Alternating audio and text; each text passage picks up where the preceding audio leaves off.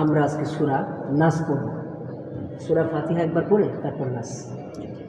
আউযু বিল্লাহি মিনাশ শাইতানির রাজীম। أعوذ بالله من الشيطان الرجيم. بسم الله الرحمن الرحيم. بسم الله الرحمن الرحيم. الحمد لله رب العالمين. الحمد لله رب العالمين. الرحمن الرحيم. الرحمن الرحيم. مالك يوم الدين. مالك يوم الدين. إياك نعبد وإياك نستعين. إياك نعبد وإياك نستعين. اهدنا الصراط المستقيم. اهدنا الصراط المستقيم. صراط الذين أنعمت عليهم صراط الذين أنعمت عليهم غير المغضوب عليهم غير المغضوب عليهم ولا الضالين.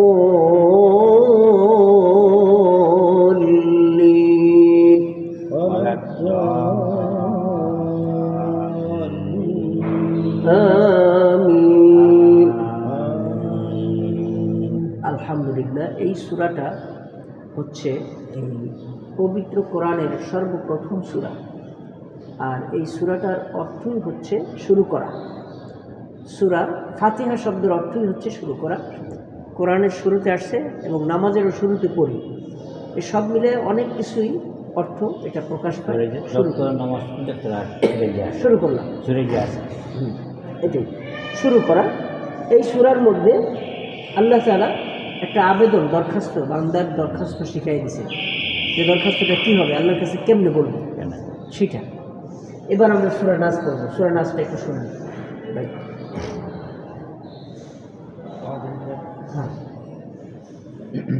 أعوذ بالله من الشيطان الرجيم. بسم الله الرحمن الرحيم.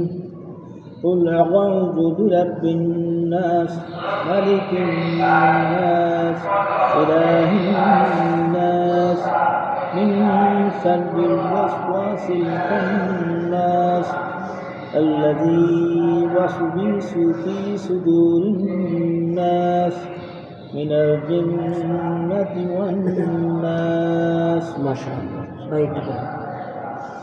أعوذ بالله من الشيطان الرجيم. بسم الله الرحمن الرحيم. قل أعوذ برب الناس ملك الناس إله الناس من شر الوسواس الخناس الذي يوسوس في صدور الناس من الجنة والناس. এখন আমি শব্দ শব্দ হিসাবে বলবো, আপনারা আমার সাথে সাথে প্র্যাকটিস করবেন। কুল, কুল, প্রথম শব্দ কি? কুল, কুল, কুল, কুল, কুল, কুল। একটা অক্ষর যদি আমরা শুদ্ধভাবে শিখি তাহলে এটাতে 70টা নেকি, কিন্তু পড়লে এমনি পড়লে 10 নেকি, আর শুদ্ধ পড়লে 70টা নেকি, অনেক ডাবলের চেয়েও ডাবল। এখন এই যে সহি শুদ্ধ পড়ার হলো এই ফজিলতটাই যে যদি আমাদের অক্ষরগুলা সহি শুদ্ধ না হয় তাহলে অর্থে চেঞ্জ হয়ে যাবে। যেমন কুল শব্দের অর্থ হচ্ছে বলো, আর যদি আমরা বলি স্বাভাবিক কুল, ছোট কাপ দিয়া কুল, তাহলে এটার অর্থ দাঁড়াবে খাও। অনেক ডিফারেন্স। এই জন্য বিশুদ্ধ তেলাওয়াত হলো নামাজের প্রথম শর্ত। কুল, আউযু, আউযু, প্রথমে আ, তারপরে উ, লু, লু, আ, উ, লু, আ, উ, লু। আ হবে এই, উ হবে এই, আইন, আইনের সাথে ওয়াও, উ, তাই না? উ, আর লু হবে জালের জিব্বার আগা, উপরের দাঁতের আগা, লু। কুল আউযু قل أعوذ বিরাব্বিন নাস برب الناس বিরাব্বিন নাস। برب এই যে الناس বিন শব্দটা বলবো, বিন শব্দ বলার সাথে সাথে এখানে একটু গুণনা হবে। বিন বিন, হ্যাঁ, এই গুণনাটা ওয়াজিব গুণনা, গুণনাটা না করলে গুণা হবে। মালিকিন নাস, ملك الناس এটা তো গুণনা।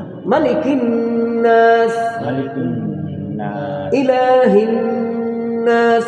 إله الناس ইলাহিন একালিফ টান আছে, একালিফ মা দেখান, ইলা খারাজ ইলাহিন নাস। إله কেমন? الناس আর আরেকটা জিনিস আমাদের খেয়াল রাখতে হবে যে এলা, এলা না, এ হবে ইলা। কেমন? আচ্ছা, এবার আসি মিন শাররিল। من شر এখানে একটা ওয়াজিব গুণা, মানে এটা হলো ইকফা গুণা, অস্পষ্ট করে পড়তে হবে। মিন শাররিল من شر ওয়াসওয়াসিল وسواس ওয়াসওয়াসিল وسواس খান্নাস। الناس এখানে ওয়াজিব গুণা। আল্লাযী الذي আল্লাযী الذي ইউওয়াসওয়িসু يوسوس ইউওয়াসওয়িসু وسوس ইউওয়াসওয়িসু। يوسوس ওয়ার উচ্চারণ হবে উই উইসু, ইউওয়াসওয়িসু, হ্যাঁ, ইউওয়াসওয়িসু ফি, في এখানে এখানে সুদুরিন নাস, সুদুরিন নাস। قل أعوذ برب الناس قل أعوذ برب الناس ملك الناس ملك الناس إله الناس إله الناس من شر الوسواس الخناس من شر الوسواس الخناس الذي يوسوس الذي يوسوس الذي يوسوس الذي يوسوس في صدور الناس في صدور الناس من الجنة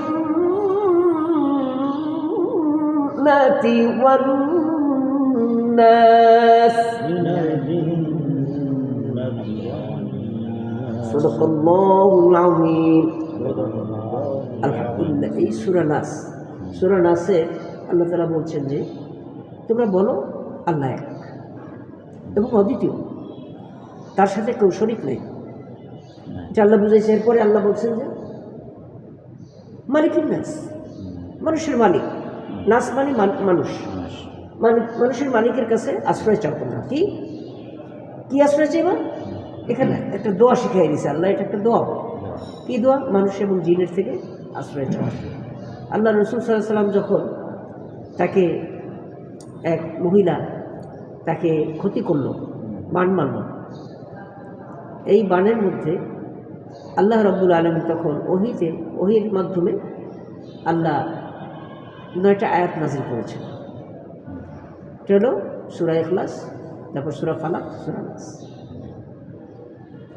হ্যাঁ, 9টা না, 11টা আয়াত নাযিল করেছেন। এই 11টা আয়াতের মাধ্যমে এক একটা আয়াত পড়েছেন, সাথে সাথে এক একটা গিফট খুলে গেছে।